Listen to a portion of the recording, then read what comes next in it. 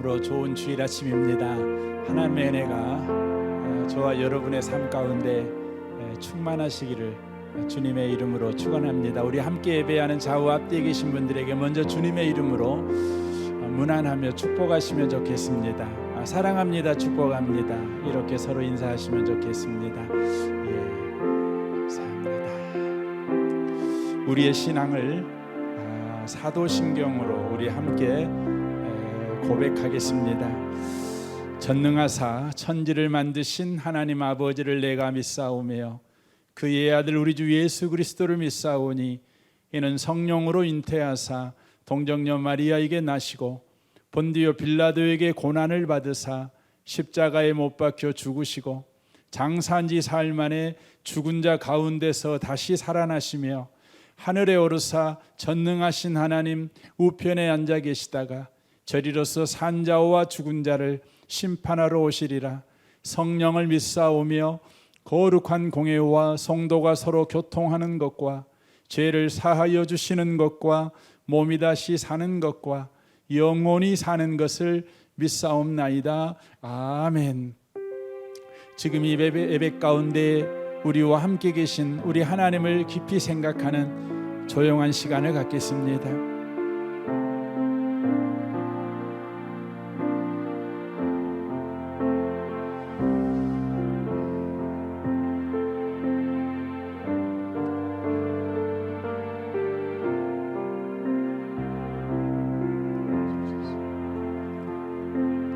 할렐루야. 그의 성소에서 하나님을 찬양하며 그의 권능의 궁창에서 그를 찬양할지어다. 그의 능하신 행동을 찬양하며 그의 지극히 위대하심을 따라 찬양할지어다. 호흡 있는 자마다 여호와를 찬양할지어다. 할렐루야. 아멘. 예수님으로 인하여 우리에게 새 생명을 주셔서 하나님을 아버지라고 부르게 하시며 아버지를 우리 인생의 선한 목자로 인정하며 믿으며 의지하는 자가 되게 하셔서 감사합니다. 이제 우리가 호흡 있는 자이니 여호와를 찬양하며 주 앞에 서 있습니다. 이런 은혜를 오늘 마음껏 예배 가운데 누리는 시간을 살아가게 하여 주옵소서. 하나님의 능하신 행동과 지극히 위대하심을 따라 주님을 찬양하게 하시고 주님을 소망하며 의지하며 갈망하는 예배가 되게 하여 주옵소서. 모든 영광을 주만 받으시옵소서. 예수님의 이름으로 기도합니다. 아멘. 우리의 목자 되신 주님을 찬양하겠습니다.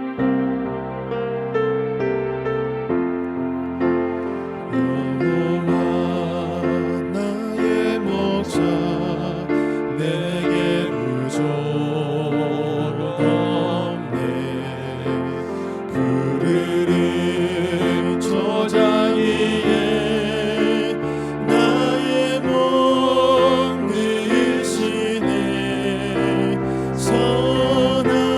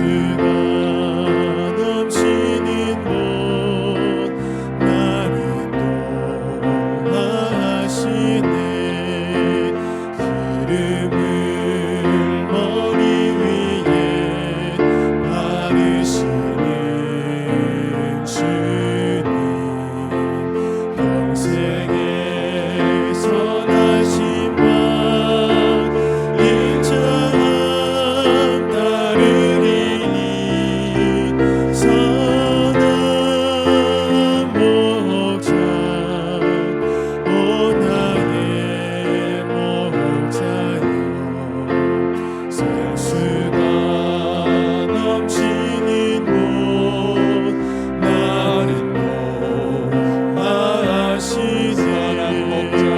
선한 목자 오 나의 목자여 생수가 넘치는 곳 나를 노하시네. 여호와를 의지하는 자는 시온산이 흔들리지 아니하고 영원히 있음 같도다. 우리의 삶이 혹 흔들리고 있으십니까? 흔들리는 것을 의지하고 있어서 그렇습니다. 주님, 여호와만을 의지합니다.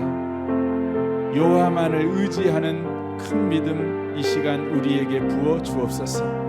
우리 그렇게 주께 은혜를 구하겠습니다.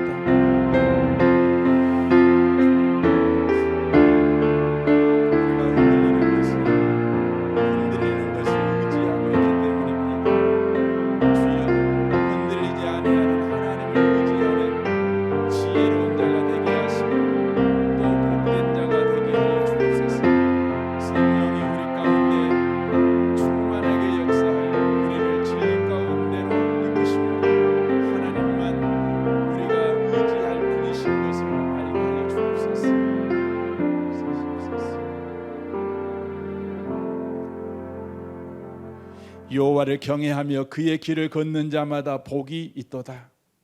주님 감사합니다. 우리에게 여호와를 경외하도록 예수 그리스도를 힘입어 성령을 우리 가운데 허락하시고 성령을 쫓아 여호와를 경외하는 삶을 살아가도록 오늘 또 우리 가운데 역사하시니 감사합니다. 오늘 이 예배가 여호와를 경외하는 예배가 되게 하여 주옵소서. 하나님이 누구이신 줄 알고 그 하나님께 합당한 예배자로 서 있는 우리가 되게 하여 주옵소서.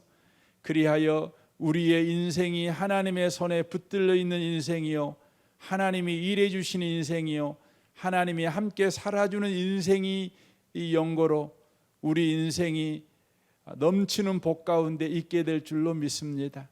주여, 이 예배를 통해 다시 한번 영광의 주님을 바라보는 자 되게 하시고 영광의 주님을 구하는 자 되게 하시며 그분을 힘입어 또 인생을 거뜬하게 살아내는 은혜를 입는 오늘 예배가 되게 하여 주옵소서. 주님, 이 예배를 통해서 여전하게 그리스도인으로 살아가는 힘을 주시옵소서. 세상이 소란스럽고 또 세상살이가 쉽지 않은 그런 지경에 놓여 있는 상황인 것을 주께서 아십니다. 그럼에도 불구하고 이로부터 부어지는 은혜를 입는 자들은 영광스러운 인생을 여전하게 살아갈 수 있을 줄로 믿습니다. 이 예배를 통해서 사망을 이기시고 또 죄를 이기시고 세상을 이기신 주님의 이김이 우리 가운데 충만하게 부어지는 은혜의 시간이 되게 하여 주옵소서. 예수님의 이름으로 기도합니다. 아멘.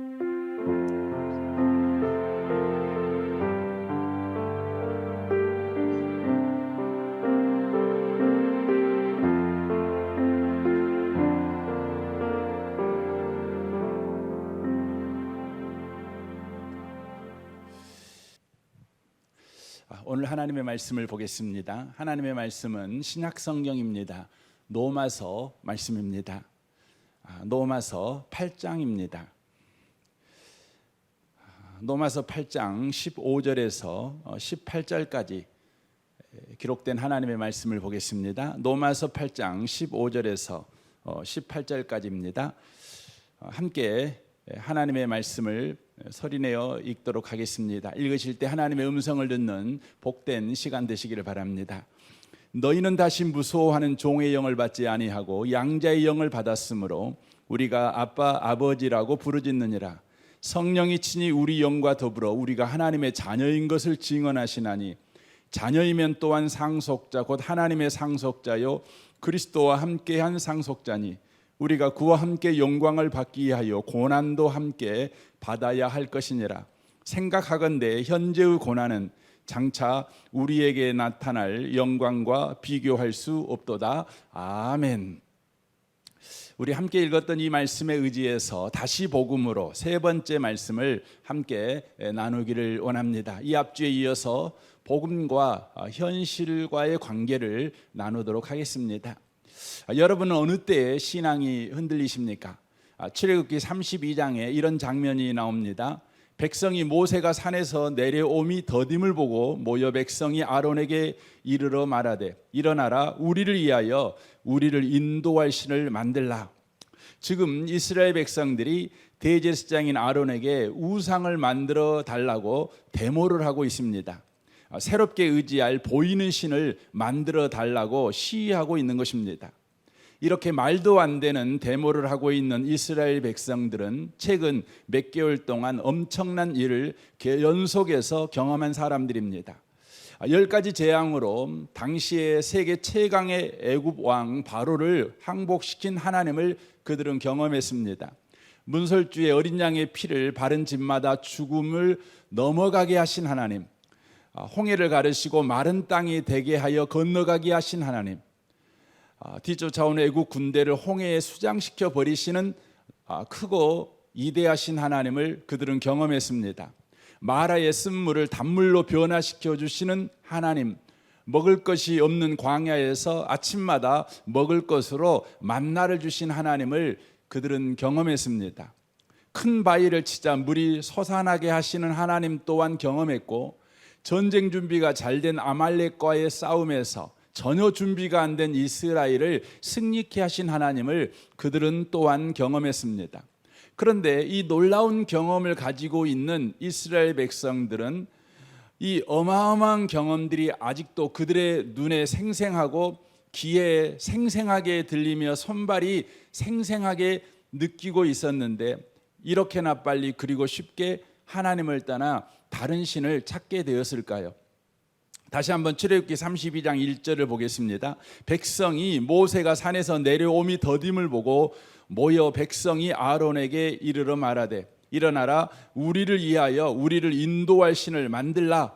이 모세 곧 우리를 애굽 땅에서 인도하여 낸 사람이 어찌 되었는지 알지 못함이라 라고 말합니다. 이스라엘 백성들은 자신들을 여기까지 인도한 분이 보이지 않으시는 하나님이 아니라 눈에 보이는 모세라고 고백하고 있습니다. 그런데 눈에 보이던 모세가 눈앞에서 사라지니 당장의 현실 문제를 해결해 줄 인도자가 사라져 버렸다고 생각했습니다. 그들은 불안했습니다. 두려웠습니다. 이전에 아무리 많은 은혜 경험을 했다 하더라도 당장에 해결되지 않는 현실 문제가 있을 때 그들의 신앙은 흔들렸습니다. 그래서 그들은 당장 현실 문제를 해결해 줄 보이는 신을 만들어 달라고 데모를 한 것입니다. 예나 지금이나 하나님을 믿는 사람들에게도 가장 힘든 문제는 당장의 현실 문제입니다. 요한계시록에 보면 마귀는 당장의 현실 문제로 성도들을 흔드는 이야기가 나옵니다. 계시록 13장입니다. 그가 모든 자, 곧 작은 자나 큰 자나 부자나 가난한 자나 자유인이나 종들에게 그 오른손에나 이마에 표를 받게 하고 누구든지 이 표를 가진 자 외에는 매매를 못하게 하니 이 표는 곧 짐승의 이름이나 그 이름의 수라. 지혜가 여기 있으니 총명한 자는 그 짐승의 수를 세어보라. 이것은 사람의 수니 그의 수는 666이니라. 666이라고 하는 표가 없으면 어떤 사람이든지 경제활동을 금한다는 내용입니다. 경제활동이 금해진다는 것은 어느 사회에서나 사형에 처해진 것과 같은 극심한 고통입니다. 여기에는 외해가 없습니다. 여기서 표는 소유권을 상징합니다. 666은 마귀에게 속한 마귀 닮은 삶의 방식을 말하고 있는 것입니다. 그러므로 이마에 666표를 받지 않는 자는 매매하지 못한다는 말은 마귀 닮은 삶의 방식으로 살아가지 않으면 경제 활동을 할 수 없다는 것을 말하고 있습니다. 마귀 닮은 삶의 방식이 뭡니까? 여기에 짐승의 이름, 짐승의 수 이렇게 기록되어 있는 것을 통해서 짐승처럼 사는 것을 말하고 있습니다. 짐승의 세계는 노약자 보호가 없습니다. 약자는 도태됩니다. 강자만 살아남습니다. 무한 경쟁입니다. 도둑질하고 죽이고 멸망시키는 방법을 사용하더라도 살아남는 것이 목적입니다. 그러나 그리스도인은 짐승처럼 살 수는 없습니다. 무한 경쟁에 뛰어들어 살아남기에 물불을 가리지 않는 자처럼 살 수는 없습니다. 그러다 보니 당장 경제활동에 현실적인 많은 어려움이 따릅니다. 성도가 성도답게 살아가면 현실적인 고난이 따라올 수밖에 없다는 것입니다. 마귀는 오늘도 그리스도인들을 당장의 현실 문제로 흔들고 있습니다. 여기서 우리는 질문해야 합니다. 성도가 현실에서 고난당할 때 하나님은 뭐 하시는가? 그것을 알려면 성경이 성도가 고난을 당하는 이유를 뭐라고 말씀하신지를 알면 쉽게 풀리는 문제입니다. 로마서 8장 17절입니다. 자녀이면 또한 상속자 곧 하나님의 상속자요 그리스도와 함께한 상속자니 우리가 그와 함께 영광을 받기 위하여 고난도 함께 받아야 할 것이니라. 성경의 대답은 단호합니다.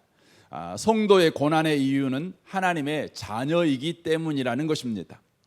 자녀는 일꾼이나 노예의 신분과는 대조되는 지위와 역할과 기대를 가지고 있습니다. 다만 일꾼에게는 일한 만큼 보수를 주면 그것으로 끝입니다. 그러나 자녀는 다릅니다. 자녀에게는 보수를 주지 않고 아버지의 기업을 물려줍니다. 자녀는 일한 만큼 대가를 받는 지위가 아닙니다. 아버지의 기업을 이어받을 상속자입니다. 성경은 우리를 월급받는 일꾼이 아니라 기업을 물려받을 자녀라고 말씀하고 있습니다. 그렇기 때문에 기업을 상속할 자들은 상속자 수업을 받아야 합니다. 경영자 수업을 받아야 합니다.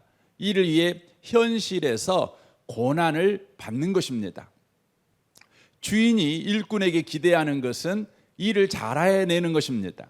그러나 부모가 자녀에게 기대하는 것은 훌륭함입니다. 이대함입니다. 바로 훌륭한 경영자, 훌륭한 바로 통치자가 되는 것입니다. 바로 영광스러운 자가 되는 것입니다. 부모보다 더 나은 자가 되는 것, 그것이 자식을 향한 부모들의 바람이고 기대인 것입니다. 우리를 향한 하나님의 기대도 똑같습니다. 요한복음 14장 12절을 보십시오. 내가 진실로 너희에게 이르노니 나를 믿는 자는 내가 하는 일을 그도 할 것이요 또한 그보다도 큰 일도 하리니 이는 내가 아버지께로 감이라 라고 말합니다. 하나님 아버지의 우리를 향한 기대는 뭡니까? 예수님보다 큰 일을 하는 자가 되는 것입니다. 우리 주님은 저와 여러분을 이대하고 훌륭한 영광스러운 자가 되게 하시기 위해서 고난으로 그렇게 우리를 훈련시켜 간다는 것입니다. 그래서 고난은 자녀를 위한 하나님의 훈련 프로그램인 것을 알 수가 있습니다. 히브리서 12장 7절입니다. 하나님은 여러분을 사랑하는 자녀로 대하십니다. 여러분이 겪는 이 고난은 벌이 아니라 자녀라면 당연히 겪게 마련인 훈련입니다. 무책임한 부모만이 자녀를 제멋대로 살게 내버려 둡니다. 하나님이 무책임한 분이시면 좋겠습니까? 우리가 참으로 살고자 한다면 하나님의 훈련을 받아들여야 하지 않겠습니까? 우리가 아이였을 때 우리의 부모는 자기 생각에 최선으로 여기는 일을 우리에게 했습니다. 하나님께서는 진정으로 우리에게 최선이 되는 일을 하고 계시며 우리를 훈련시켜 하나님의 거룩하심을 따라 최선을 다해 살아가도록 하십니다 라고 말합니다. 그러기에 하나님은 우리의 현실을 고난으로 채우십니다. 예수님 믿고 구원받으면 곧바로 천국 가지 않습니다. 천국 가기 전까지 이 땅에서 우리는 믿는 자의 삶을 살아갑니다. 로마서 5장에 보면 그 믿는 자의 삶을 환난으로 채우신다고 말씀합니다. 고난으로 채우신다는 것입니다. 성도는 하나님이 일하시는 방법을 믿는 자들입니다. 그러기에 환난으로 채워진 현실을 하나님 때문에 즐거워하며 그것을 받아들이는 사람들입니다. 로마서 5장 3절입니다. 다만 이뿐 아니라 우리가 환난 중에도 즐거워하나니, 환난을 가지고 하나님은 우리를 훈련시키시고 환난을 가지시고 하나님은 우리 가운데 영광스러운 자로 세우는 일을 하신다는 걸 우리가 믿기 때문입니다. 과연 그렇습니다. 그래서 성경은 이렇게 말씀합니다. 이는 환난은 인내를, 인내는 연단을, 연단은 소망을 이루는 줄 알미로다. 본문을 의역하면 우리는 환난을 좋아합니다. 왜냐하면 환난은 우리 안에 열정 어린 인내를 길러주고, 인내는 새를 연마하듯 우리 인격을 단련시켜 주어서 하나님이 원하시는 사람으로 목적지에 도착하게 하기 때문입니다 라고 의역할 수 있습니다. 하나님은 고난이라는 방법을 사용하셔서 하나님이 원하시는 사람으로 만드시는 것입니다. 그러므로 고난은 하나님이 우리 현실 속에 들어오셔서 일하시는 방법입니다. 더 나아가 하나님이 일하시는 현장이 되는 것입니다. 성도가 현재의 고난과 하나님의 일하심의 관계를 이해하지 못하면 영적 침체에 빠지거나 잘못된 신앙 형태를 가지게 됩니다. 왜냐하면 현재의 고난을 인과응보의 틀로만 이해하기 때문에 그렇습니다. 잘하면 복 받고 못하면 벌 받는다는 식으로만 이해합니다. 여러분과 제가 일꾼이라면 하나님은 우리를 이렇게 대하실 것입니다. 하지만 자녀는 이렇게 대하실 수가 없습니다. 부모는 자식을 인과응보로 잘잘못으로 대하지 않습니다. 아버지의 인격으로, 아버지의 기대와 바램으로 자녀를 대하는 것입니다. 하지만 저와 여러분이 고난의 현실을 일꾼을 대하듯 하나님이 나를 인과응보의 틀로만 대하신다라고 이해할 때 저와 여러분의 신앙생활은 위험합니다. 참으로 잘못된 신앙생활을 할 수밖에 없는 것입니다. 욥의 세 친구와 같습니다. 욥의 세 친구는 욥이 고난받는 이유는 죄를 범했기 때문이라고 주장했습니다. 고난을 죄에 대한 벌로만 이해했습니다. 그리하여 고난은 치료해야만 되는 몹쓸 병 정도로 취급을 했습니다. 인과응보의 틀을 가진 욥의 친구들은 욥을 위로하기 위해 찾아왔지만 결과적으로 보면 괴롭히는 자들이었습니다.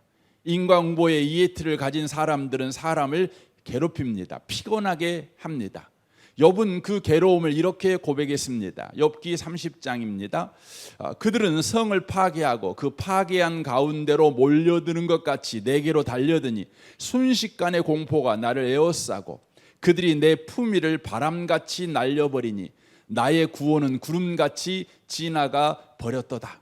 이제는 내 생명이 내 속에서 녹으니 환난 날이 나를 사로잡음이라 라고 말합니다. 욥은 죄를 짓지 않았습니다. 그럼에도 불구하고 지금 고난을 받고 있습니다. 하나님도 이 부분을 인정합니다. 그러므로 욥에게 주어진 현실적인 고난은 죄에 대한 벌이 아니었습니다. 그럼 왜 이런 고통스러운 고난이 욥에게 있습니까? 하나님으로부터 고난에 대해 배운 욥의 고백입니다. 욥기 14장, 욥기 42장 1절부터 보겠습니다. 욥이 하나님께 대답했습니다. 확실히 알겠습니다. 주님께서는 무슨 일이든 하실 수 있고 누구도 그 무엇도 주님의 계획을 망칠 수 없습니다. 주께서 누가 이렇게 물을 흐리고 아무것도 모르면서 상황을 혼란스럽게 만들며 나의 의도를 지레짐작하느냐라고 물으셨습니다. 자백합니다. 내가 그랬습니다. 내 능력 밖의 일에 대해 함부로 짓거렸고 내 머리로는 도무지 이해할 수 없는 경이로운 일들을 놓고 떠들어댔습니다. 잘못했습니다. 용서해 주십시오. 다시는 전에 들은 말의 껍질, 소문의 부스러기에 의존해 살지 않겠습니다 라고 고백합니다. 여기서 욥이 회개하고 있습니다. 하지만 욥의 회개는 고난당할 만한 죄를 지었다는 것을 인정하는 회개가 아닙니다. 고난이 자신을 향한 하나님의 계획과 그 계획을 이루시는 하나님의 방법임을 알지 못했음을 바로 회개하고 있는 것입니다. 욥에게 고난을 허용하신 하나님의 계획과 하나님의 일하심은 무엇이었습니까? 그것은 욥이 다만 죄를 짓지 않는 정도의 인생이 아니라 하나님의 자녀로서 아버지 하나님의 구원 사역에 참여하는 상속자의 삶을 살아가는 것이었습니다. 통치자의 삶을 살아가는 것이었습니다. 이를 위해서 요백의 고난을 허용하신 것입니다. 요셉에게 고난을 주신 이유도 동일합니다. 요셉의 고백을 들어보십시오. 창세기 45장 7절입니다. 하나님이 큰 구원으로 당신들의 생명을 보존하고 당신들의 후손을 세상에 두시려고 나를 당신들보다 먼저 보내셨나니 그런즉 나를 이리로 보낸 이는 당신들이 아니요 하나님이시라. 하나님이 나를 바로에게 아버지로 삼으시고 그 온 집의 주로 삼으시며 애굽 온 땅의 통치자로 삼으셨나이다 라고 말합니다. 요셉을 바로에게 아버지로 삼고 온 집의 주와 온 땅의 통치자로 삼아 하나님의 구원 역사에 동참시키기 위해서 요셉에게 고난이 필요했다는 것을 요셉이 지금 고백하고 있는 것입니다. 사람들을 향한 하나님의 마음을 알고 그 마음을 가지고 세상을 구원하는 경영자로 살게 하시기 위해서 그렇게 하셨다는 것입니다. 로마서 8장 18절입니다. 생각하건대 현재의 고난은 장차 우리에게 나타날 영광과 비교할 수 없도다. 우리는 꼭 기억해야 합니다. 성도의 현재의 고난은 영광스러운 자로 세우시는 하나님의 방법이라는 것입니다. 고난에도 불구하고가 아닙니다. 고난으로만입니다. 이것을 기억해야 합니다. 바울에게 고난은 극심했습니다. 전도서 4장 9절을 보십시오. 내가 생각하건대 하나님이 사도인 우리를 죽이기로 작정된 자같이 끄트머리에 두셨음에 우리는 세계 곧 천사와 사람에게 구경거리가 되었노라. 하나님은 바울을 죽이기로 작정한 것 같이 끄트머리에 두시고 쓰셨습니다. 이 끄트머리에 두셨다는 표현은 당시의 사람들은 다 잘 아는 표현입니다. 로마 제국은 전쟁을 통해 많은 이웃 나라를 정복하고 속국으로 삼았습니다. 이런 전쟁 때마다 승리를 만든 군인들이 돌아와 승리를 황제에게 보고할 때 모든 시민들이 나와 환영을 하고 그들을 기뻐했습니다. 바로 개선 행진을 그들이 했던 것입니다. 그때 맨 앞에 승리한 지휘관이 서서 행진하고 그 뒤에 장교들이 그리고 사병들이 차례로 서서 행진했습니다. 그리고 그 뒤에 적국에서 빼앗은 값진 보물들 그리고 그 뒤 제일 끄트머리에 적국의 통치자들과 귀족과 포로들을 사로잡아 행진시켰습니다. 그렇게 행진이 끝난 후에 제일 끄트머리의 선자들은 처형되거나 노예로 팔리게 되었습니다. 한마디로 구경거리와 조롱거리가 되었다가 비참하게 죽었던 것입니다. 죽이기로 작정된 자리, 얼마나 두렵고 부끄럽고 수치스럽고 고통스러운 자리이겠습니까? 그런데 그 자리에서 바울은 자신의 자리에 대한 고백을 하는데 그 고백이 우리를 놀랍게 만듭니다. 빌립보서 1장 20절입니다. 나의 간절한 기대와 소망을 따라 아무 일에든지 부끄러워하지 아니하고 지금도 전과 같이 온전히 담대하여 살든지 죽든지 내 몸에서 그리스도가 존귀하게 되게 하려 하나니 이는 내게 사는 것이 그리스도니 죽는 것도 유익함이라. 여기에 죽는 것도 유익하다고 고백하고 있습니다. 이 고백은 복음을 전하다가 죽어도 좋다는 결사각오를 했다는 말이 아닙니다. 바울은 죽음까지도 하나님의 일하시는 현장이요 방법이라고 믿음의 고백을 하고 있는 것입니다. 사람에게 있어 죽음이란 어떤 말로 포장해도 최악의 고통이며 최고의 고난의 상황입니다. 모든 노력이 아무것도 아닌 것이 되게 하는 것이며 존재하는 모든 것을 사라지게 만드는 것이 죽음입니다. 모든 것을 끝장내버립니다. 그런데 바울은 이 죽음마저도 하나님이 일하시는 현장이며 방법이라고 알고 있었습니다. 그래서 죽는 것도 유익하다 고백했습니다.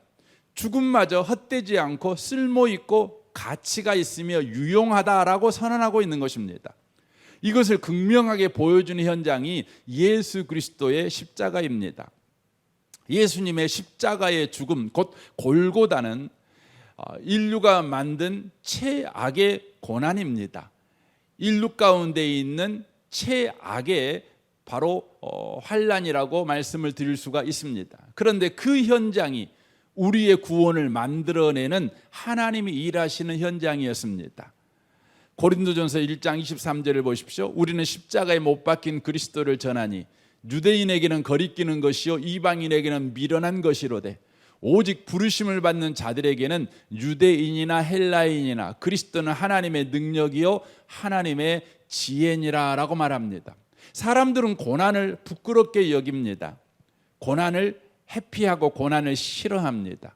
그러나 십자가의 고난으로 구원받는 우리는 고난이 하나님의 능력이며 하나님의 지혜임을 믿습니다. 이제 믿는 자의 고난을 성경적으로 이해했다면 고난이 올 때 믿는 자는 어떻게 반응해야 하는 것입니까? 베드로전서 4장 1절 2절을 보겠습니다. 예수께서는 여러분이 지금 겪고 있는 모든 고난과 그보다 더한 고난을 겪으셨으니 여러분도 그분처럼 생각하는 법을 익히십시오. 여러분의 고난을 늘 자기 마음대로 살려고 하던 죄악된 옛습관을 끊는 기회로 삼으십시오. 그렇게 할 때 자기 욕망의 압제 아래 살기보다 하나님께서 원하시는 삶을 추구하면서 자유롭게 살아가게 될 것입니다 라고 말합니다. 고난이 올 때마다 예수님처럼 고난을 대하는 법을 익혀야 된다는 것입니다. 고난당할 때 자기 마음대로 살려고 했던 옛 습관을 끊어버린 기회로 삼으라는 것입니다. 그리하게 될 때 하나님께서 원하시는 삶을 추구하며 자유롭게 살아갈 수 있다는 것입니다. 고난당할 때 우리는 예수님처럼 고난을 대해야 합니다. 예수님은 십자가의 고난을 앞에 두고 어떻게 하셨습니까? 겟세마네의 깊은 기도를 하셨습니다. 누가복음 22장 39절입니다. 예수께서 나가사 습관을 따라 감난산에 가심에 제자들도 따라갔더니 그곳에 이르러 그들에게 이르되 유혹에 빠지지 않게 기도하라 하시고 그들을 떠나 돌 던질 만큼 가서 무릎을 꿇고 기도하여 이르시되 아버지여 만일 아버지의 뜻이거든 이 잔을 내게서 옮기시옵소서. 그러나 내 온대로 마시옵고 아버지의 온대로 되기를 원하나이다 하시니 천사가 하늘로부터 예수께 나타나 힘을 더하더라. 예수께서 힘쓰고 애써 더욱 간절히 기도하시니 땀이 땅에 떨어지는 핏방울 같이 되더라라고 말합니다. 예수님은 자기 마음대로 살려고 했던 옛 습관을 끊어버리기에 깊은 기도의 시간을 바로 가졌던 것입니다. 고난당할 때 깊은 기도 대신 깊은 잠에 든 사람은 시험에 빠질 수밖에 없습니다. 45절을 보십시오. 기도 후에 일어나 제자들에게 가서 슬픔으로 인하여 잠든 것을 보시고 이르시되 어찌하여 자느냐 시험에 들지 않게 일어나 기도하라 하시니라. 여러분이 요즘 걱정 때문에 슬픔 때문에 깊은 잠에 들어 있으십니까? 깊은 기도 대신에 깊은 잠에 빠져드신 분이 계십니까? 시험에 들지 않게 일어나 이제 기도해야 되는 것입니다. 성도가 고난당할 때 유일한 무기는 하나님의 말씀을 굳게 붙잡고 기도하는 것입니다. 그래서 에베소 6장 13절은 말합니다. 단단히 준비하십시오. 여러분은 지금 혼자 힘으로 다루기에는 벅찬 상대를 마주하고 있습니다. 도움이 될 만한 것은 무엇이든지 취하고 하나님께서 주신 온갖 무기로 무장하십시오. 그러면 싸움이 끝나도 여러분은 승리의 함성을 지르며 여전히 두 발로 서 있을 것입니다. 진리와 의와 평화와 믿음과 구원은 단순한 말 이상의 것입니다. 그 무기들의 사용법을 익히십시오. 살아가는 동안 그 무기들이 필요합니다. 하나님의 말씀이야말로 없어서는 안 될 무기입니다. 마찬가지로 계속되는 이 전쟁에서 기도는 필수입니다. 열심히 오래 기도하십시오. 열심히 오래 기도하십시오. 이번 한 주가 열심히 오래 기도하는 깊은 기도가 회복되는 한 주가 되시기를 바랍니다. 어떤 기도를 해야 될까요? 에베소 1장 17절에서 19절입니다. 여러분 꼭 성경을 펴서 찾아보시면 좋겠습니다. 에베소 1장 17절부터 19절. 이번 한 주간 동안 여러분이 이 기도 제목을 가지고 꼭 기도하시면 좋겠습니다. 우리 주 예수 그리스도의 하나님 영광의 아버지께서 지혜와 계시의 영을 너희에게 주사. 기도하십시오. 하나님 지혜와 계시의 영을 우리에게 주십시오. 그리하여 하나님을 알게 하시고 우리의 마음을 밝혀주시고 그의 부르심의 소망이 무엇이며 성도 안에서 그 기업의 영광의 풍성이 무엇이며 그의 힘의 위력으로 역사심을 따라 믿는 우리에게 베푸신 능력의 지극히 크심이 어떠한 것인지를 주여 우리에게 알게 해주십시오. 여러분 매일 꼭 기도하시면 좋겠습니다. 예수 믿는다는 것은 이대한 것입니다. 놀라운 것입니다. 여러분의 삶 가운데 있는 수많은 고난에 하나님이 개입하고 있습니다. 하나님이 일하시고 있습니다. 우리 함께 찬양하겠습니다. 이 시간 찬양할 때 주님 손잡고 일어서세요. 우리 이 찬양 우리 같이 하면서 오늘 말씀을 좀 기억하시면 좋겠습니다.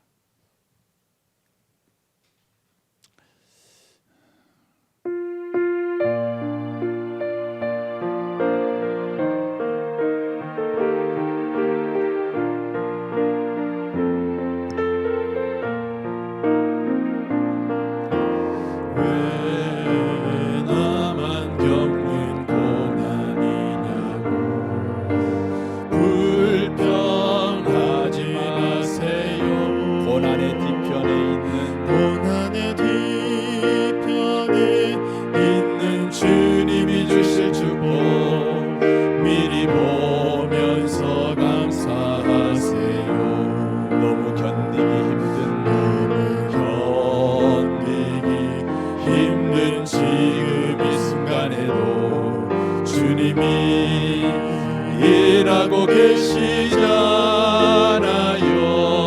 남들은 지쳐 앉아 있을지라도 주님만은 일어서세요. 힘을 내세요. 힘을 내세요. 힘을 내세요. 주님이 손잡고 계시잖아요. 주님이 나와 함께함을 믿는다면 어떤 역경도 이길 수 있잖아요. 왜 이런 슬픔이 찾아왔는지, 왜 이런 슬픔 찾아왔는지 원망하지 마세요. 당신이 잃은 것보다 주님께 받은 은혜 더욱 마음에 감사하세요. 너무 견디기 힘든 지금 이 순간에도 주님이 일하고 계시잖아요. 남들은 지쳐 앉아 있을지라도 당신만은 일어서세요. 힘을 내세요. 힘을 내세요. 주님이 손잡고 계시잖아요.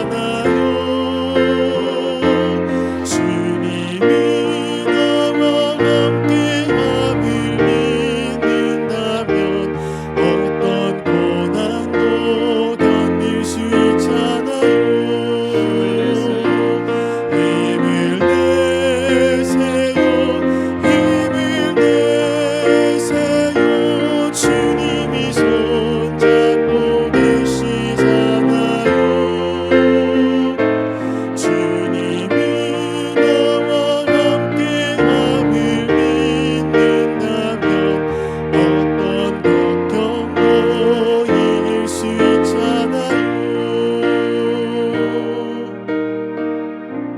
우리 함께 기도했으면 좋겠습니다. 이 찬양 가사에 이렇게 찬양 가사가 되어 있습니다. 너무 견디기 힘든 지금 이 순간에도 주님이 일하고 계시잖아요. 고난은 주님이 일하시는 현장입니다. 주님이 일하시는 방법입니다. 주님이 일하고 계십니다. 주님, 우리에게 주님이 일하시는 현장임을 믿는 믿음을 주시고 우리를 영광스럽게 만드시는 주님의 일하시는 방법임을 이해하는 믿음을 주십시오. 그러므로 어떤 고난 가운데 있든지 예수님이 그 고난 가운데 취하신 태도를 우리도 여전히 취하고 그 태도를 우리가 갖는 자가 되게 하여 주십시오. 우리 함께 기도하겠습니다.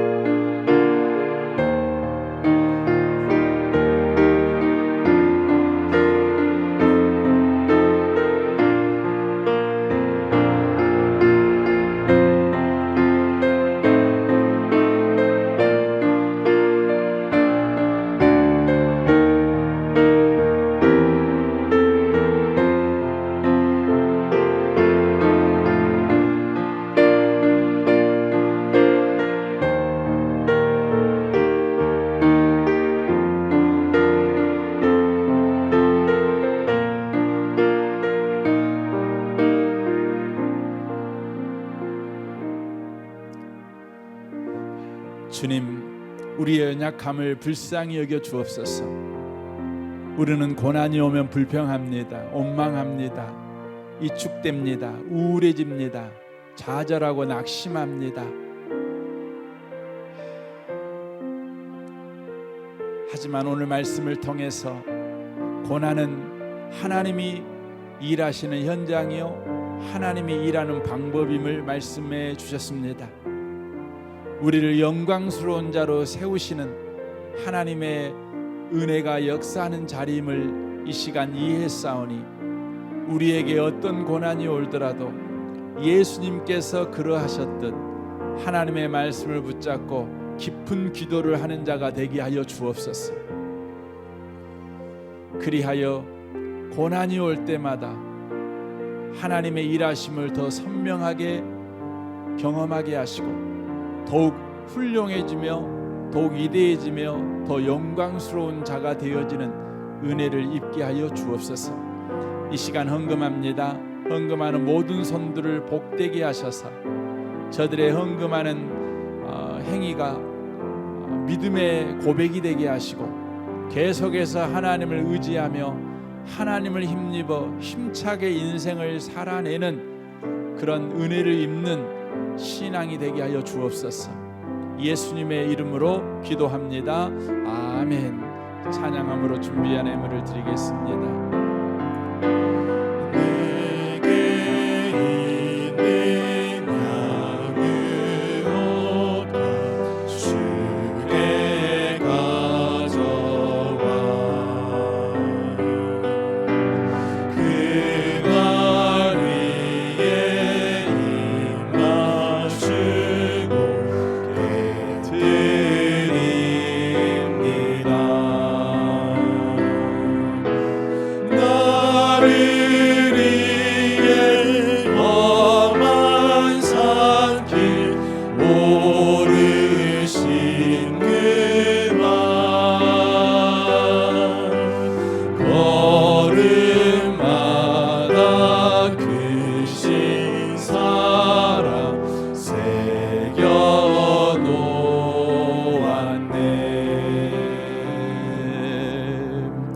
우리 옆에 계신 분에게 그렇게 인사하시면 좋겠습니다. 고난은 하나님이 일하시는 현장이요 하나님이 일하시는 방법입니다.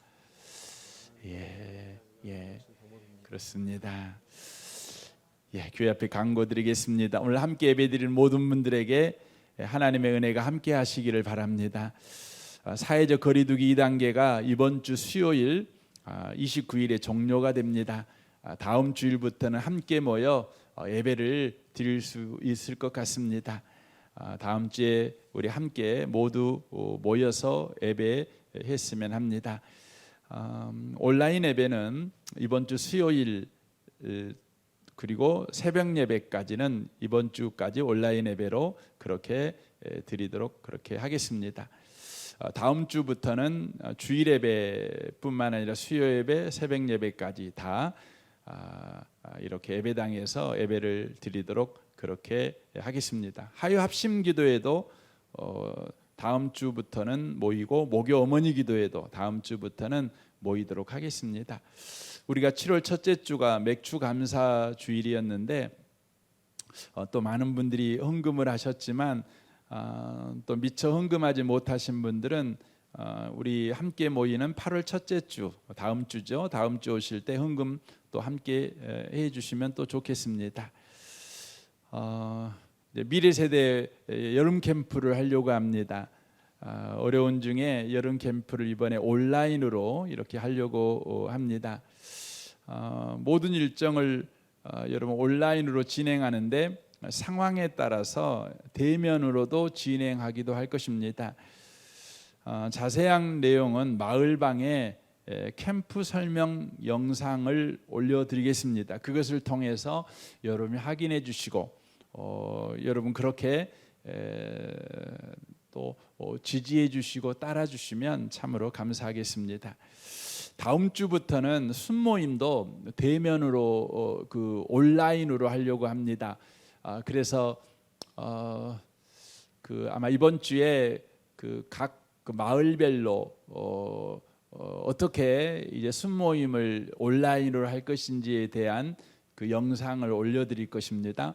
그러면 거기에 따라서 여러분이 해주시면 됩니다. 그러면 그 이렇게 영상으로 여러분 그 순모임을 할 수 있게 될 것입니다. 그 저희가 화상 회의를 하는 그 프로그램을 가지고 진행을 할 것입니다. 영상을 꼼꼼히 보시고 혹시 이해가 안 되시면 여러분이 사무실로 전화해 주시면 자세하게 안내를 해 드리도록 그렇게 하겠습니다. 우리 함께 찬양하겠습니다.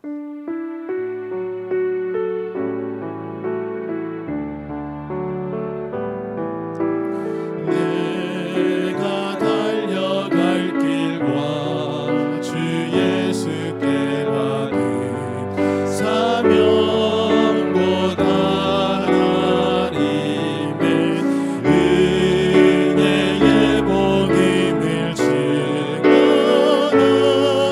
일을 마치려 하매는 나의 생명조차 조금 더 귀한 것으로 여기지 아니하노라.